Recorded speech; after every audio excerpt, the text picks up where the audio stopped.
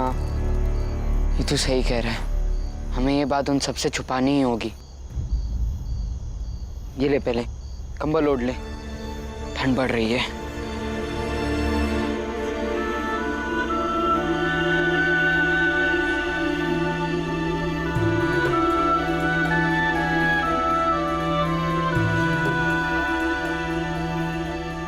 सुनो,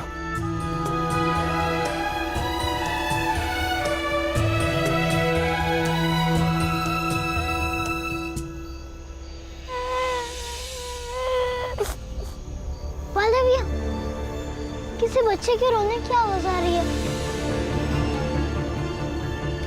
कहाँ जा रहा है भीम? कोई रोता है तो रोने दे, रात का समय है, क्या पता वो चोर उचक्के की जगह हो। लाला भैया, वो इंसान बुरे होते हैं जो किसी के रोने की आवाज सुन के भी अनसुना कर देते हैं।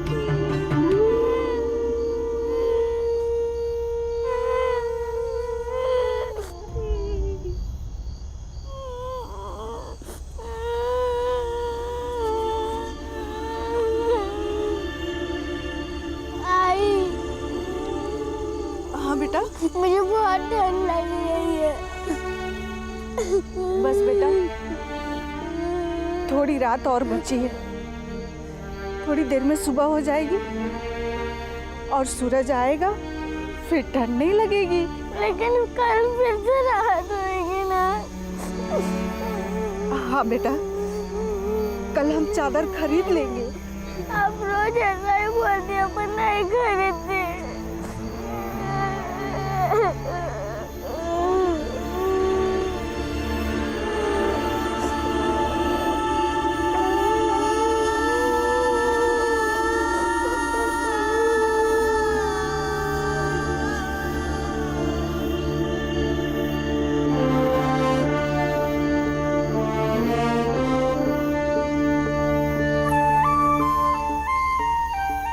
अब चाहे जितनी बड़ी रात हो, तुम्हें ठंड नहीं लगेगी। तुम कौन हो? मैं आपके बेटे की तरह ही हूँ, जो अपनी माँ से अपनी जरूरत की हर चीज खरीदने की जिद करता है। बस आपके बेटे से थोड़ा बड़ा हूँ तो समझता हूँ कि आई के पास पैसे होते तो वो खुद ही अपने बेटे के लिए पूरा संसार खरीद दे। लेकिन तुम्हें भी तो ठंड लगेगी ना। मुझे नहीं लगेगी ठंड।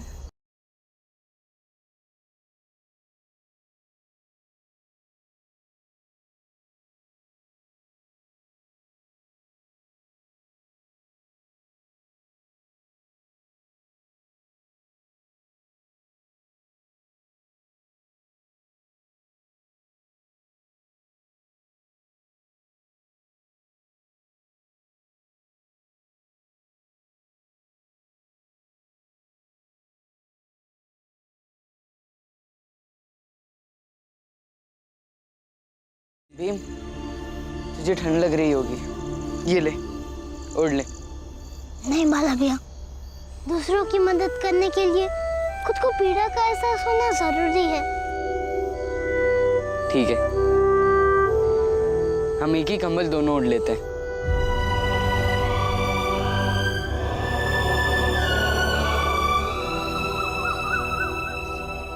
तो आप हमें ये वचन दीजिए कि आपके अंदर अपनी पुत्री के प्रति कोई मोह माया नहीं है, कोई ममता नहीं है, क्योंकि उसका न्याय करके आपके नजरों में हम अपराधी नहीं बन सकते हैं। जी महाराज, हम आपको वचन देते हैं कि हम अपनी पुत्री से कोई भी मोह माया नहीं रखते हैं और उचित न्याय तब होगा जब उसकी मौत होगी।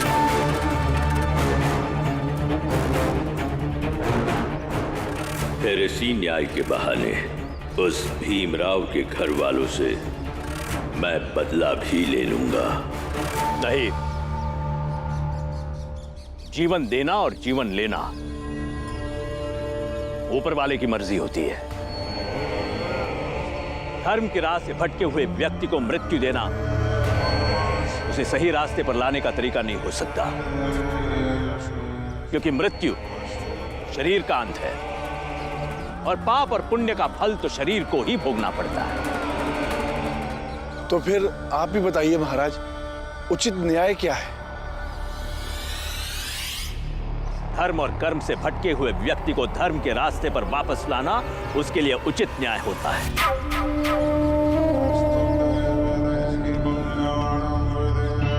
क्या आप ये जानते हैं कि ये विधवा आपके समाज में आप ही की जगह पर आकर क्यों रुकी? नहीं महाराज, नहीं जानते। क्योंकि इसी गांव में माधवी नाम की एक विधवा का धर्म इसी जगह पर भ्रष्ट हुआ था और आप सब लोगों के रहते हुए भी वो इस गांव से भाग गई थी।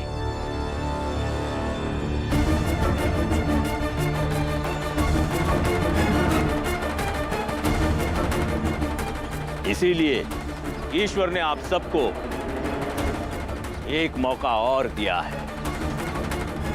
इस विधवा को विधवा के धर्म पर लौटाइए। या ऐसे समझिए, इसी कस्बे के माधवी नाम की विधवा के भाग जाने से जो कसर रही है वो इससे पूरी करनी है। और एक बात तय कर लीजिए आप सब लोग कि उस भीमराव और राम जी के घर वालों के कारण माधवी नाम की विधवा तो भाग गई, किंतु ये विधवा बचनी नहीं चाहिए। नहीं बचेगी महाराज, नहीं बचेगी। बाला भैया, ये सब लोग एक जगह इकट्ठा हैं, इन्हें सच का पता तो नहीं चल गया?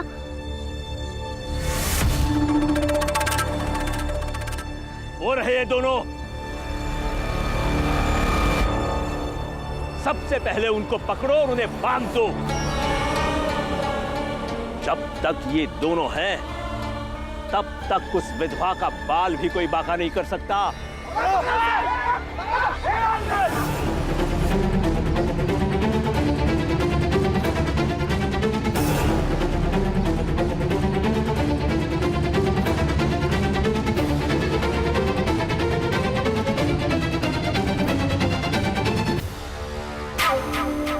अब शुरू होती है असली लड़ाई, और इस लड़ाई का परिणाम वही होगा जो ये महाराज चाहेगा।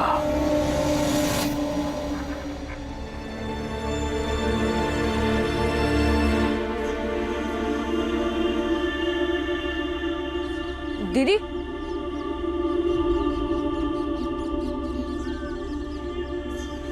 भीमराव और बाला लौट के आए या नहीं? अब तक तो नहीं आए।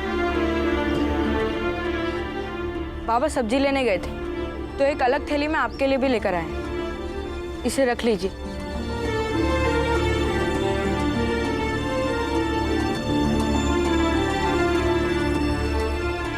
आज आपने चाय नहीं बनाई?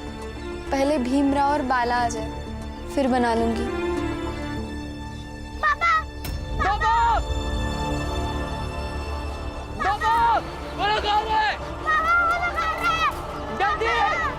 वो लोग आ रहे।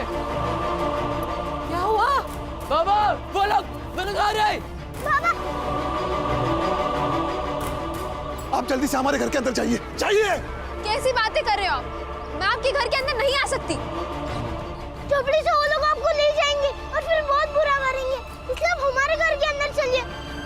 हमारे घर के अंदर आने से पहले वो लोग 10 बार सोचेंगे। जाइए। मर जाऊंगी मगर तुम्हारे घर के अंदर नहीं आऊंगी। आप बात समझने की कोशिश कीजिए। चलिए जल्दी अंदर चलिए, अंदर चलिए। तुम बस मुझे इतना बताओ कि तुम्हारी उससे बात हुई या नहीं।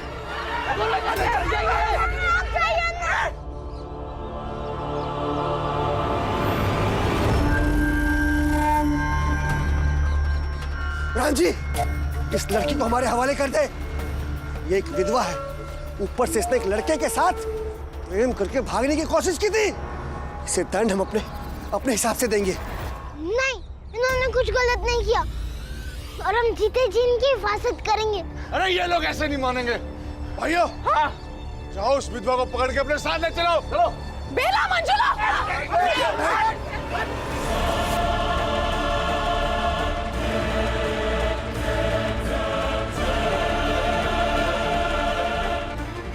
बाप में से कौन हमें छूकर ये घेरा तोड़ेगा?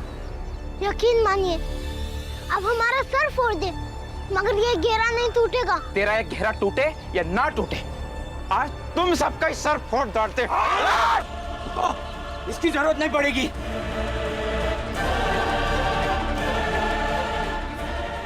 और तू इन छोटी जात वालों के बीच में खड़ी है, तुझे शर्म नहीं आती?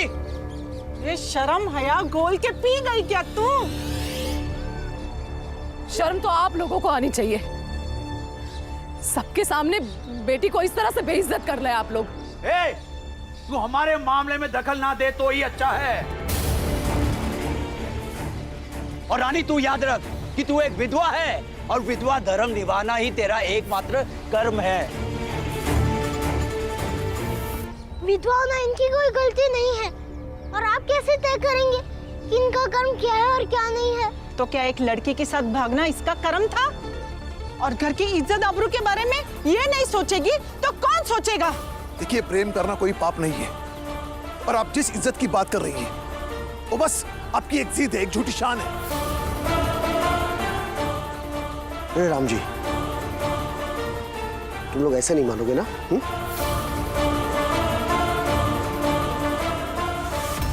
भाइयों, हाँ, इस लड़की को घेरा तोड़कर बाहर निकालो। हाँ, और सामने जो भी आए उसका सर फोड़ दो। हाँ। इसलिए आप हमारे घर के अंदर चलिए। हमारे घर के अंदर आने से पहले वो लोग 10 बार सोचेंगे।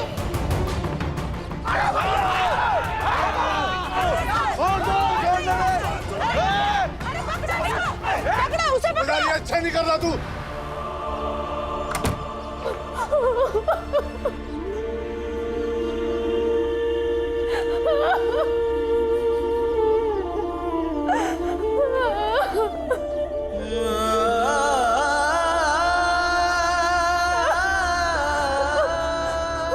मुझे मरना नहीं है, मुझे उन लोगों के बीच नहीं जाना, मुझे बचा लीजिए। सूबेदार हट जा, वरना सबके सब मारे जाएंगे। मर जाएंगे मगर यहाँ से हटेंगे नहीं। तू लगता भूल गया पिद्दी, कैसे हमने पुरंजन का घर जलाया था, सब कुछ राख कर दिया था। हाँ तो हमें भी जला दीजिए, राख हो जाएंगे, मगर उन्हें आपके हवाले नहीं करेंगे। बहुत बढ़िया भाइयों। हाँ, और उनका सोच विधवा को लेकर आओ। सामने जो भी आए उसको जान से ही मार दो, और जब विधवा बाहर आ जाएगी ना, इनके पूरे घर को आग लगा देंगे। जाओ भाइयों।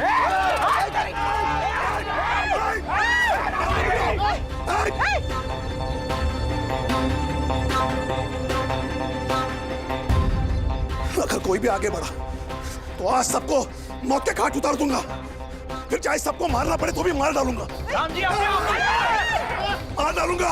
हे राम जी, छोड़ेंगे नहीं तुझे। सेठ जी, आपको जो करना है कर लीजिए। जब बात जान लेने की और देने की आती है तो अपनी सुरक्षा के लिए कुछ भी करना गलत नहीं है। बढ़ोगे। राम जी, अपनी हैसियत में रहे। भाइयों चलो अभी यहाँ से, इसकी गर्मी तो बाद में निकाल देंगे। चलो भैया।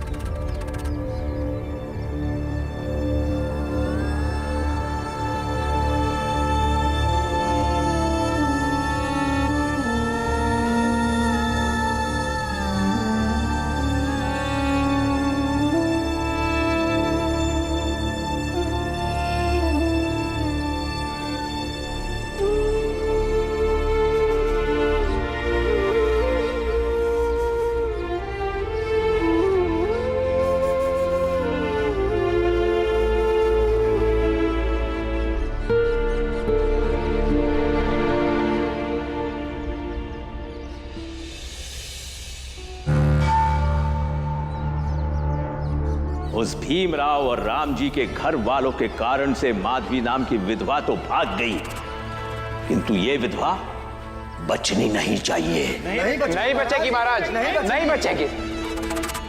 महाराज, महाराज, महाराज, महाराज, महाराज, उस राम जी की हिम्मत इतनी बढ़ गई है कि वो हंसिया निकाल लाया और हम पे तान दिया और कहने लगा कि यहां से चले जाओ, वरना मारने में किसी को भी हिचकिचाऊंगा नहीं। मतलब उस विधवा को नहीं ला सके अपने साथ? नहीं महाराज।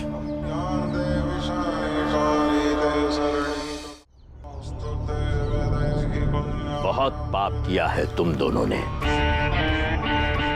शायद पिछले जन्म में तुम्हें कोई सुख नहीं मिला होगा और अगले जन्म में भी शायद ना मिल पाए। यदि इस जन्म में सारे पापों का प्रायश्चित नहीं किया तो ईश्वर तुम्हें मनुष्य योनि में पैदा भी ना करे। और जिस तरह के पाप तुमसे जन्म ली हुई संतान ने किए हैं, उस तरह के पापों का फल बहुत बुरा होता है। जन्म जन्मांतर तक आत्मा भटकती रहती है, मोक्ष ही नहीं मिलता। महाराज मार्गदर्शन कीजिए, बताइए हम क्या करें जिससे हमारे पाप धुल जाए। हम तो हमेशा सच कहते हैं, किंतु रास्ता तो आखिर आप ही को निकालना होगा। दया कीजिए महाराज, अब आपका ही आसरा है।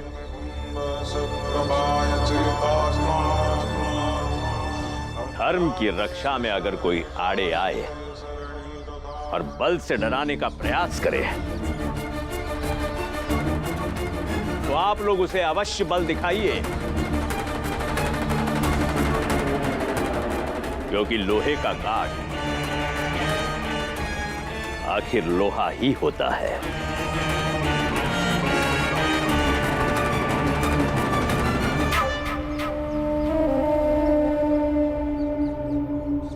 मार दिया उन लोगों ने उसे।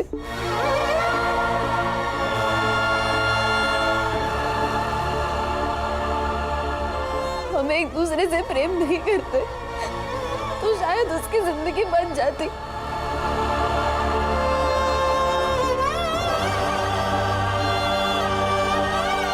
सब लोग सही कहते हैं कि मैं अभागन हूं। पहले पति की जान गई और अब उनकी।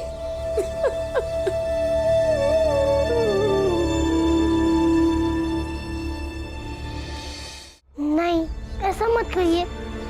हर घटने वाली बुरी चीज के लिए अपने आप को दोष देना उचित नहीं है। इसलिए रोइए मत, संभालिए अपने आप को। कैसे संभालूं? अब बचा ही क्या है? सब खत्म हो गया।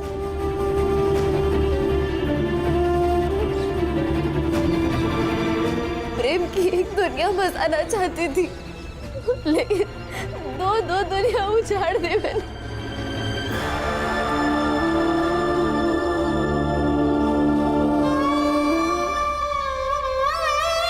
देखिए, अब रोइए।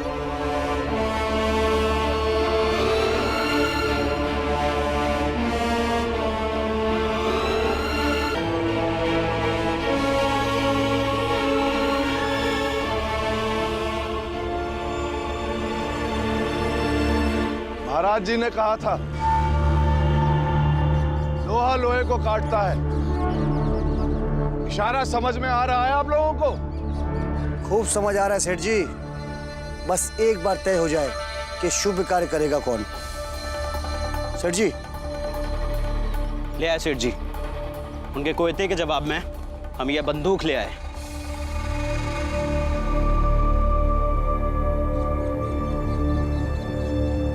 अब देखते हैं वो क्या करता है।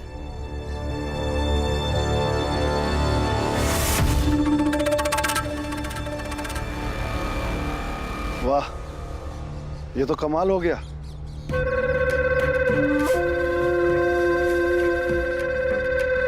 अब वो राम जी कोयता निकालेगा तो हम बंदूक चलाएंगे।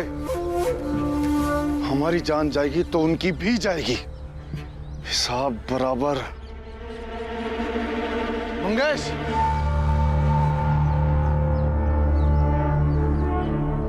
भाइयों, अब आप लोग बताइए कि आप में से कौन ये शुभ कार्य करेगा?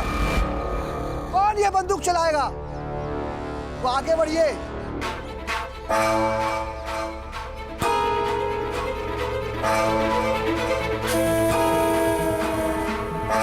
शुभ कार्य मैं करूंगा और शायद इसी से मेरे पूर्व जन्म के साथ साथ इस जन्म के भी पाप धुल जाएंगे और तब जाके हम दोनों पति पत्नी को मोक्ष मिल पाएगा।